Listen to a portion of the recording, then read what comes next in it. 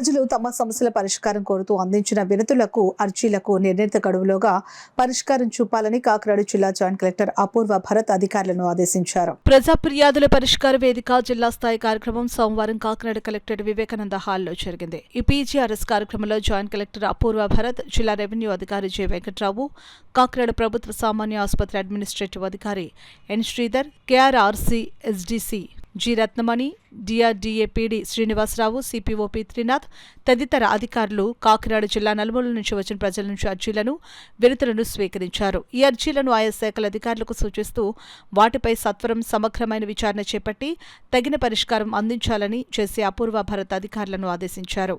ఈ సందర్భంగా జేసీ అపూర్వ భరత్ మాట్లాడుతూ రాష్ట్ర ప్రభుత్వం ప్రతి సోమవారం ప్రతిష్టాత్మకంగా పీజీఆర్ఎస్ కార్యక్రమాన్ని నిర్వహిస్తోందని అన్నారు. ఈ పీజీఆర్ఎస్ కార్యక్రమంలో అందని వినతులను తప్పనిసరిగా నిర్ణీత గడువులోగా పరిష్కరించాలని అన్నారు. జిల్లా స్థాయి అధికారులు తమ శాఖల పరిధిలో నమోదైన అర్జీలను ప్రత్యేక దృష్టిలో పరిశీలించి తగిన పరిష్కారం చూపాలని జేసీ అధికారులను ఆదేశించారు.